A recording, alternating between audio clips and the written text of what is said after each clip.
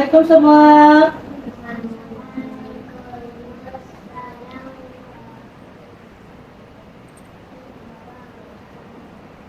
Okey, semua sehat? Dah breakfast dah pagi tadi? Okey, hari ni kita akan mulakan pembelajaran kita. Tapi sebelum tu, cikgu nak tanya, apabila kamu tengok gambar di hadapan ni, apa yang kamu rasa dan apa yang kamu nampak? Bunga lagi. Cantik tak bunga ni? Okey, kamu rasalah kan kecantikan bunga ni ada sebab tak? Ada. Apa sebabnya? Boleh fikir tak? Okey, tak apa. Sebenarnya bunga ni dia cantik ada sebabnya. Bukan sebab dia nak sebagai kita rasa seronok nak tengok bunga kan. Tapi dia ada fungsi dalam pembiakannya. Kalau tumbuhan ini tidak membiak, nanti tumbuhan ini dia akan pupus. Okey, jadi hari ini kita akan belajar konsep pembiakan, iaitu pembiakan tumbuhan. Jadi hari ini kita akan belajar tentang struktur bunga, setiap bahagian bunga dan fungsi setiap bunga dan macam mana proses penderbungan itu berlaku. Okey semua, jadi hari ini kita akan belajar tentang pembiakan tumbuhan. Tumbuhan ini dia akan membiak untuk meneruskan kelangsungan hidupnya. Dan semua benda yang hidup dia pasti akan melalui pembiakan dan akan mati. Dan bila dah mati kita akan meneruskan dengan organisma yang baharu. Next, kita belajar tentang struktur dan fungsi bahagian bunga. Alright, kalau kita tengok di sini kita ada stamen dengan pistil. Kita mula pada stamen dulu. Stamen ini adalah organ pembiakan lelaki. Kalau macam mana nak ingat? Ingat man kat belakang. Man ni bahasa Melayu dia apa? Lelaki. Jadi stamen ini adalah proses pembiakan lelaki yang terdiri daripada dua, iaitu anther dengan filament. Manakala pistil terdiri daripada 4 organ. Okey, pistil senang je nak ingat. Ingat P. P untuk perempuan. Okey, terdiri daripada stigma. Okey, batang ni kita panggil sebagai stil. Di dalam ini terdapat ovari. Dalam ovari terdapat ovul.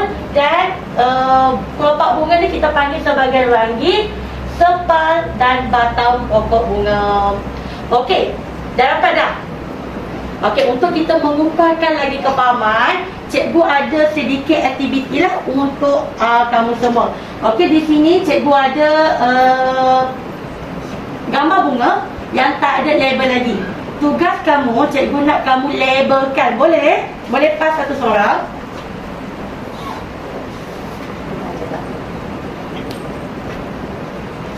Baik, belakang.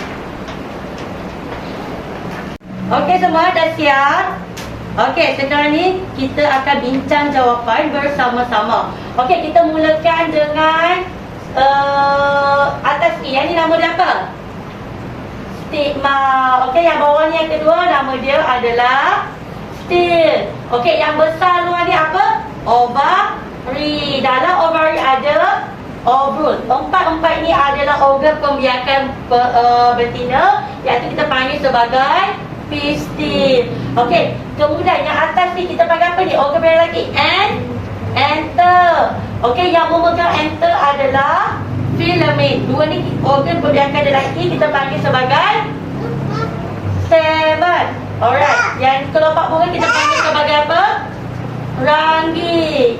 Bawah dia sepal dan akhir sekali batang. Okey, siapa semua batang angkat tangan?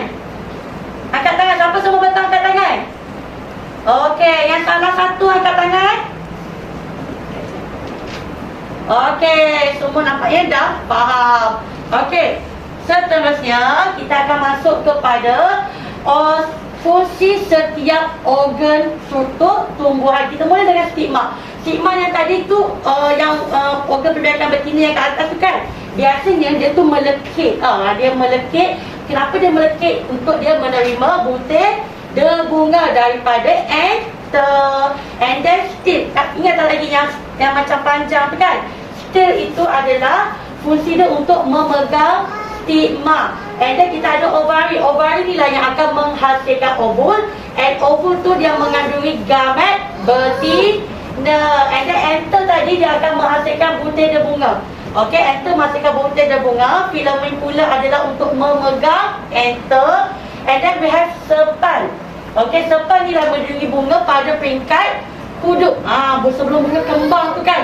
Sepal yang tolong lindungi. And then kita ada stamen. Stamen ni yang macam saya kata tadi, cikgu kata tadi, organ pembiakan bunga jantan. Okey, pistil organ pembiakan bunga betina. And then last sekali kita ada ranggi. Ranggi ni yang kelopak bunga yang berwarna-warni yang kamu lihat tadi kan, bunga yang cantik tadi. Kenapa dia warna-warni? Adalah untuk menarik perhatian ejen pendebungaan. Okey, seterusnya cikgu ada aktiviti perkumpulan untuk kamu. Okey, cikgu nak bahagikan kamu kepada kumpulan. Kamu ada 30 orang kan? Cikgu nak bahagikan kamu kepada 5 kumpulan, boleh? Okey, bahagi sekarang. Okey, dah bagi kumpulan. Alright, setiap kumpulan cikgu akan bagi kamu kad padanan. Cikgu nak dalam kumpulan kamu padankan organ bahagian bunga dengan fungsi dia. Boleh? Okey, buat sama-sama, boleh bincang. Alright? Okey, kita mulakan. Okey, semua dah siap dah? Dah. Okey, boleh tak kalau cikgu nak wakil kumpulan untuk bentangkan dekat depan? Boleh? Alright. Kita mulakan dengan kumpulan 2. Kumpulan 2 boleh? Boleh. Okey, kumpulan 2. Okey, kumpulan 2. Okey, banyak betul. Cuma kumpulan 2 ni tertukar ovari dengan ovul. Okey, ingat tak, ovari itu adalah tempat terletaknya ovul. Dan ovul tu yang mengandungi gamet betina. Okey, tak apa, salah sedikit tak apa, itulah proses pembelajaran. Okey, seterusnya kita akan kembali kepada part yang paling penting, iaitu kepada pendebungaan. Alright, untuk pendebungaan ini kita ada 2, iaitu bisex dengan unisex. Di mana bisex ini pembiakan jantan stamen tu dengan pembiakan betina pistil berada dalam satu bunga yang sama. Okey, jelas kan? Itu bisex. Kalau unisex pula, boleh tengok tau. Okey, dia tak lengkap. Satu bunga tu dia tak lengkap.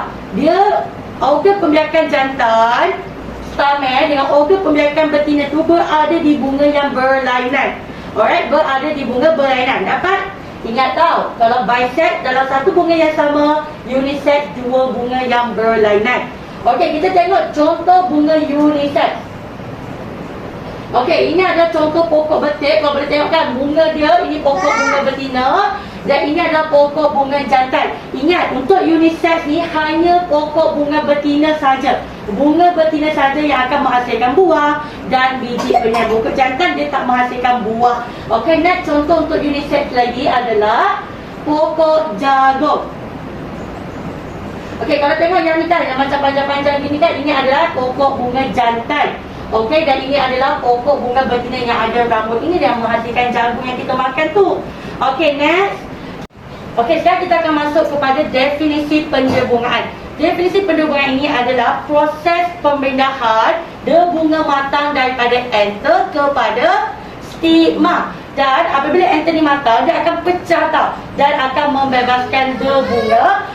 Dan dia akan tersebarlah, tersebar dekat tanah. Dan ini kita memerlukan ejen pendebungaan untuk sampaikanlah debu itu daripada anther kepada stigma. Dan pendebungaan ini terbagi kepada 2, iaitu pendebungaan sendiri dan pendebungaan kacuk. Okey, jom kita tengok apa beza pendebungaan sendiri dengan kacuk. Untuk pendebungaan sendiri, pelajar kena ingat ya, dia berlaku dalam satu pokok yang sama.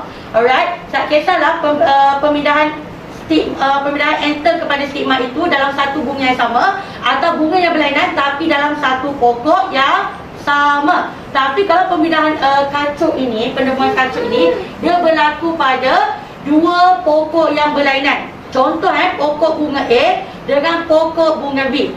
Daripada anther pokok bunga A dia pindah kepada pokok bunga B. Itu pendebungaan kacuk. Okey, tadi kan cikgu ada cakap pasal ejen penderbungaan kan. Ejen penderbungaan ini dia sangat-sangat penting lah untuk membantu enter itu sampai kepada stigma. Okey, di mana kita ada 4 ejen penderbungaan, iaitu kita ada angin, haiwan, serangga dan manusia. Jom kita tengok sedikit video tentang macam mana ejen penderbungaan ini berlaku dan macam mana proses penderbungaan ini akan berlaku.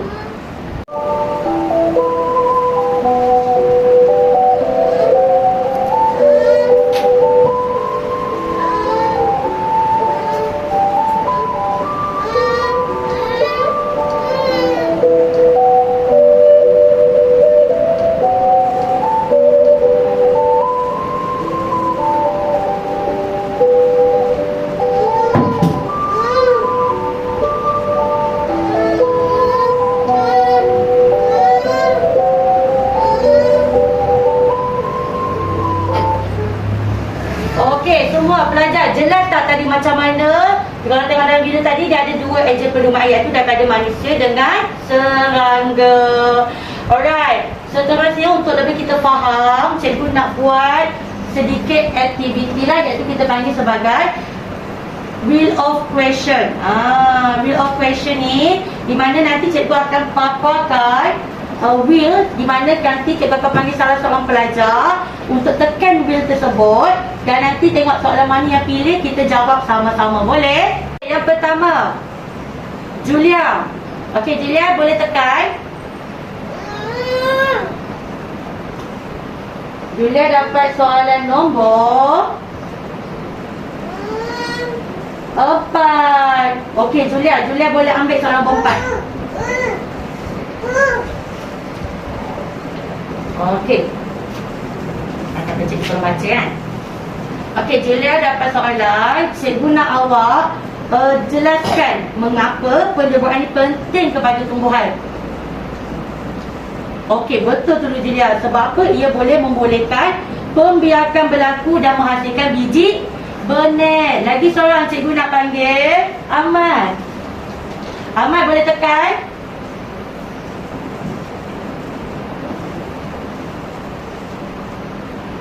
Ahmad dapat soalan nombor 8. Ahmad. Ahmad ambil satu, Ahmad. Nombor 8. Betul, Mak. Okey, mesti cikgu baca. Okey, untuk soalan Ahmad, cikgu nak awak terangkan bagaimana proses penderbungaan ini berlaku.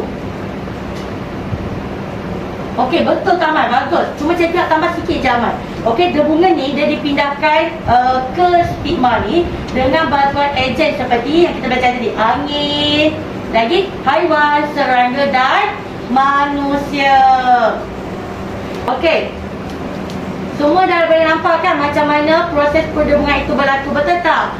Sekarang ni kita pun dah berada di penghujung lah, di mana cikgu nak rumuskan balik apa yang kita dah belajar hari ni, iaitu kita dah belajar struktur bunga, fungsi setiap bunga dan paling penting adalah penderbungaan. Macam mana penderbungaan ini berlaku dan apakah ejen penderbungaan yang terlibat. Okey, jadi sebelum kita tamatkan sesi kelas, cikgu nak edarkan satu exit slip ni.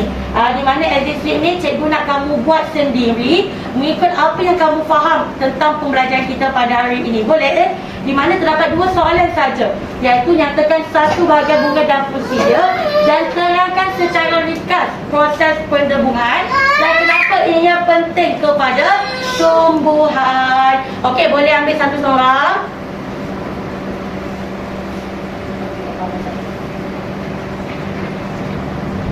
Okey, kalau dah siap boleh paskan kembali kepada cikgu.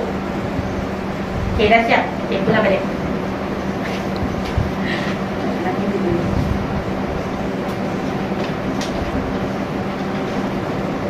Okey, kalau cikgu tengok ni kan, ramai yang jawab betul, tapi ada juga lah yang kurang tepat. Tak apa, nanti kita akan utuhkan lagi dengan latihan yang cikgu akan bagi sekejap lagi. Jadi setakat sini saja dulu kelas kita. Kita jumpa Rabu depan pula. Terima kasih semua. Assalamualaikum.